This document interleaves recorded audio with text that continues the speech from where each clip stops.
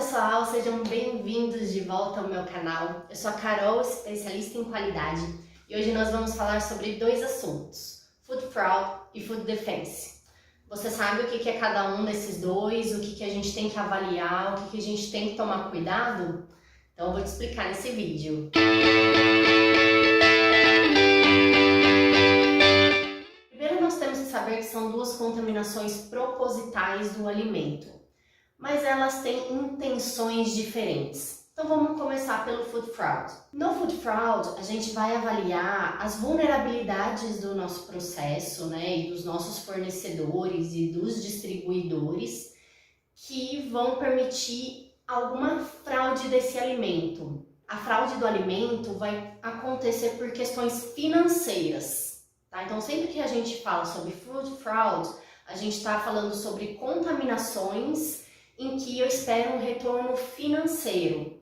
Vamos para um exemplo, nós utilizamos o malte de cevada para fazer a cerveja. Então, quando a gente vai comprar o malte, a gente espera que a gente receba, o malte da cevada.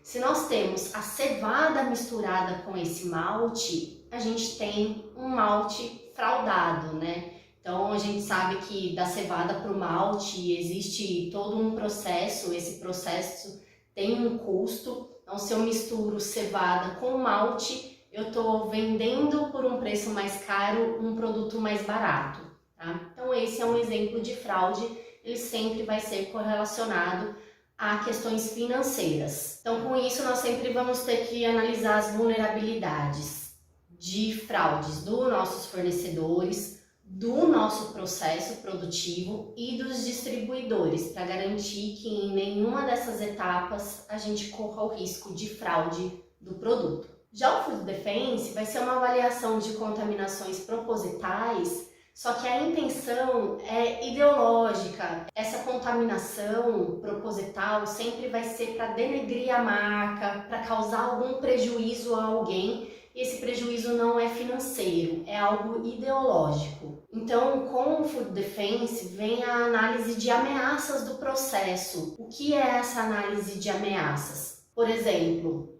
eu posso ter alguém dentro do meu processo produtivo que quer causar algum mal para o produto, para manchar a marca. Então, ele vai pegar e contaminar uma garrafa com um objeto estranho, por exemplo. Então, o que eu tenho do meu inspetor eletrônico, da saída do meu inspetor eletrônico até a entrada da enchedora, até o arrolhador de garrafas, que vai evitar com que qualquer pessoa chegue lá e faça algum tipo de contaminação proposital. Entenderam? Então, o Food Defense sempre vai levar mais por contaminações que vão sujar a marca, que vão prejudicar alguém e não financeiro, igual é o Food Fraud. Então é isso, pessoal. Qualquer dúvida que vocês tenham, deixem aqui nos comentários e até o próximo vídeo.